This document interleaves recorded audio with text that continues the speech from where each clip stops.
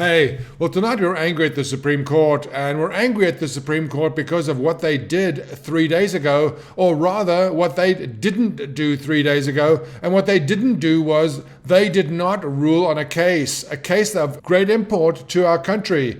Now, I know that a lot of people, everybody in fact, has an opinion on these elections that have just passed, some for Trump, some for Biden, and those for Trump supportive of his Supreme Court effort, those for Biden against it. But let's put aside the entire issue of what the case was, whether Texas had a case or not, and let's talk about the bigger perspective. You know, the original jurisdiction of the Supreme Court was as a venue for states to bring issues between themselves in front of an impartial venue. So here we come to this election this year where Texas claimed that other states had not held a fair election and they sought relief. Now, you may very well argue that the Supreme Court, if Donald Trump had brought the case, would have and should have and might have easily considered him to be a nuisance, and the very same thing would apply to Texas. If an individual state brings a case to the Supreme Court against other states, you may very well argue that they are troublemakers or indeed obstructionist or just trying to make a legal point.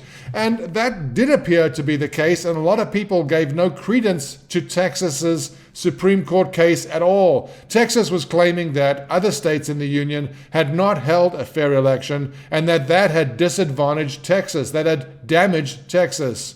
Now, what made this so interesting is that 17 other states joined the case on Texas's side. In other words, 18 out of the 50 states, almost half the states, asked the Supreme Court to take a look at the problem. And the problem is that the Supreme Court refused. They said that Texas didn't have standing. And in a legal sense, that means Texas wasn't injured. Texas wasn't a party to the injury. Texas didn't have any right to bring the suit.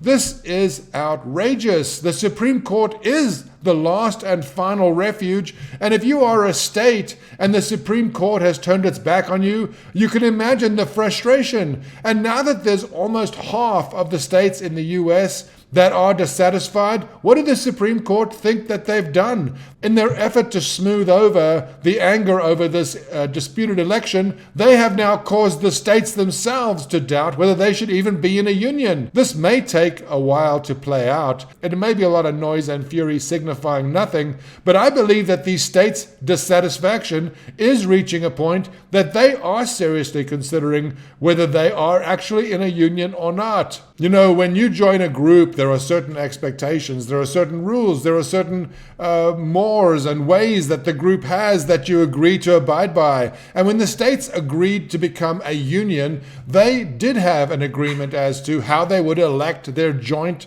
representation. There was some dispute. Some states felt that they had the right to be independent, and they tried to withdraw from the Union. This was known as the American Civil War, a subject often discussed today purely in its relation to slavery, but it actually was not. It was an effort by the states to be independent of the Union, and they failed. I believe that they actually had the right to secede, but when they tried to exercise that right, I guess the Union decided that a union was better, and they were held in the Union by force. But this brings us to where we are today. When a state has issues with other states, when half of the states have issues with other states, what venue is there for them?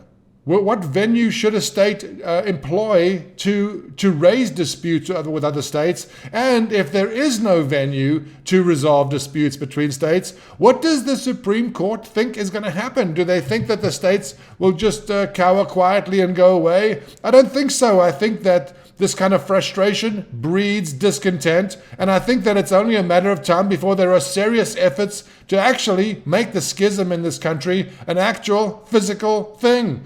Two countries, thanks to the Supreme Court. Thanks to the Supreme Court not making a decision. Thanks to the Supreme Court not realizing the effects of their decisions. The Supreme Court has danced through recent years. They've issued rulings that they've declared are not to be used as a precedent. They've refused to enlarge the concept of a limited immunity for the police. They are failing us. And now the Supreme Court is also failing the states. You know, the Supreme Court can fail us with equanimity. What are we going to do? But if the Supreme Court fails the states, The states do have something that they can do, and the Supreme Court, in their careless, flippant response to these election challenges, is all but ensuring that a greater schism between the states is going to exist going forward. And if the Supreme Court doesn't fix things quickly, this schism can enlarge to the point that some states feel that not only are they not in a union, shouldn't be in a union, but will fight to get out of the union. This is all thanks to the Supreme Court and their effort to avoid facing what is a big issue today. They have now created an even bigger issue for the future. Please, let's wake up.